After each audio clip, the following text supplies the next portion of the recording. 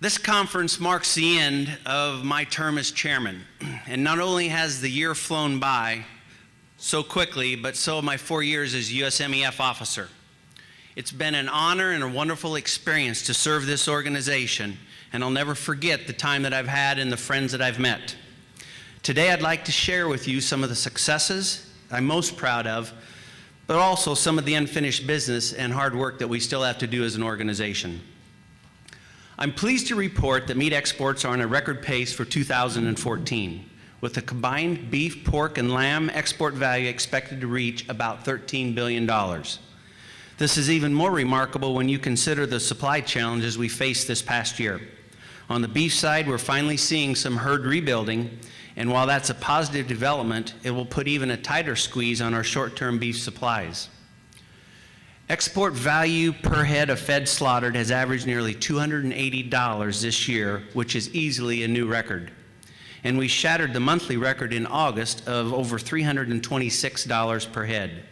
Keep in mind that 4 years ago, we were just over $150 per head, so this is a rate of growth that we can all be very proud of. The pork sector has also had supply challenges this year, dealing with one of the most damaging animal health issues in many years. But production fared way better than many predicted, and exports are on a record pace for both volume and value. Per head export value is also very strong on the pork side, averaging almost $65 a head through August. That's up more than 20% from last year and about 50% higher than 4 years ago. But we have definitely seen some softening of the market in recent weeks, and market access challenges have contributed to that. And I'll touch on that a little bit later in my presentation. Lamb exports are lower year over year, but have regained momentum over the past few months. U.S. lamb still lacks access to key Asian markets, but some progress is being made there. Just this past few weeks, we've had a technical team from Taiwan here to examine our lamb production and processing facilities, and we're hopeful to be back in that market soon. We're also anxious to resume exports to Japan, which was once a robust market for U.S. lamb. This brings me to one of the main points I want to emphasize today: the tremendous upside of having a multi-species organization representing the red meat industry day after day, year after year, and in the international marketplace. USMEF has experienced people on the ground in these markets who deliver market intelligence, industry contacts, and other assistance that keeps U.S. pork, beef, and lamb moving across the globe.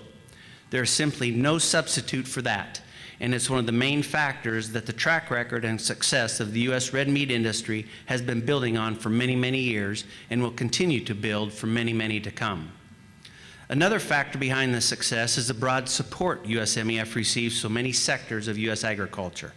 My experience began with USMEF when I was appointed to the Nebraska Corn Board, where I learned quickly about the importance of meat exports to my farm's bottom line.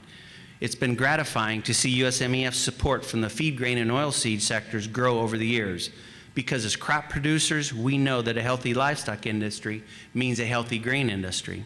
And to keep our livestock industry healthy, we must provide the support necessary to compete on a global stage. At the time I first joined USMEF Officer Corps, one of the industry's highest priorities was getting expanded beef access in Japan. When this came to fruition early this last year, USMEF was ready with additional marketing campaigns so we could capitalize on this opportunity. Japan quickly reclaimed its position as a leading destination for U.S. beef exports and has maintained that #1 ranking in 2014. Our pork exports to Japan are on a pace to break the $2 billion mark for the first time, comfortably securing Japan's place as the #1 pork export value market. This is particularly gratifying because we are facing a huge influx of European pork into the Japanese market, as well as increased competition from emerging players such as Chile and Mexico. The battle for market share in Japan has never been more intense, which serves as a good reminder that we should never take our position as Japan's largest pork supplier for granted. Market access in Japan for both beef and pork is not what we would like, and obviously we're hopeful that we can improve that situation through TPP. But in the meantime, we must do our very best to overcome these barriers and continue to expand our exports to this very important market. We also had a market access breakthrough in Mexico this year, as now we're able to export beef from cattle of all ages for the first time since 2003. Beef exports to Mexico have rebounded nicely this year, and pork exports are on a record pace, topping $1 billion in just over 8 months.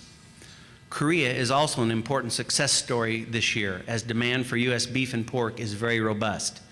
The U.S.-Korea Free Trade Agreement has contributed by lowering tariffs and making our product affordable to a wider range of consumers. But regaining the confidence of Korean consumers is what has really allowed us to turn the corner in this market. And I'm proud to report that our combined beef and pork exports to Korea are averaging $100 million per month so far this year. While it wasn't as heavily publicized as the gains we made in Japan, expanded beef access to Hong Kong has been a boost for our industry. With a strong fourth quarter, Hong Kong could be a $1 billion beef market for the first time ever, shattering the record that was set last year. While I'm certainly proud of each of these successes, it's important to note that we're also facing some major frustrations. For example, U.S. beef still lacks access to China, the fastest growing beef market in the world. When the U.S. finally gains access to China, and hopefully soon, we'll definitely be competing with suppliers that have already established a significant foothold in the market. Pork exports to China also face significant obstacles right now due to documentation requirements and plant delistings. Just 2 years ago, meat exports to Russia were on their way to a new value record, finishing 2012 at nearly $600 million. Russia had just joined the WTO, raising hopes that it would become a more reliable trading partner going forward. But unfortunately, Russia imposed a ractopamine-related closure in 2013, denying access for U.S. beef and pork at a time when demand was very strong. We regained some pork access earlier this year, but even that has been largely taken away by Russia's recent ban on meat imports from U.S., Canada, Europe, and Australia. And the impact of this impasse goes way beyond the borders of Russia, as evidenced by the recent steep drop in ham prices here at home. There's also a cloud of uncertainty hanging over our two most critical and reliable markets, Mexico and Canada, as a result of the WTO ruling on cool. This means we could eventually face retaliatory tariffs on exports to these key markets, and that's obviously a situation we must avoid. But despite these obstacles, I'm more excited than ever about our prospects in the international marketplace. The exceptional returns being generated for our producers serve as a reminder of why it is so important to remain vigilant on our efforts to expand red meat exports. And because of these efforts are so critical to the viability of our industry, it's essential that we think about the long-term outlook for this organization and what we can do to ensure that USMEF is here to serve the future generations of producers, exporters, and all of our membership. That's why the USMEF Executive Committee is launching Project 40, a new initiative that will thoroughly assess the needs and expectations of USMEF members and identify areas where we can improve our level of service.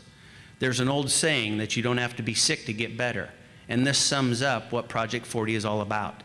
It's a proactive initiative designed to build on nearly 40 years of success and growth and to make USMEF a stronger organization from top to bottom. I hope you will take the time to participate in the Project 40 and provide the member feedback necessary to make it a successful endeavor. Feel free to speak with Leanne or myself if you have any questions or would like to offer your input. So with that, I would like to thank you for attending this year's Strategic Planning Conference, and I look forward to visiting with each of you on more of these issues throughout the week. Thank you.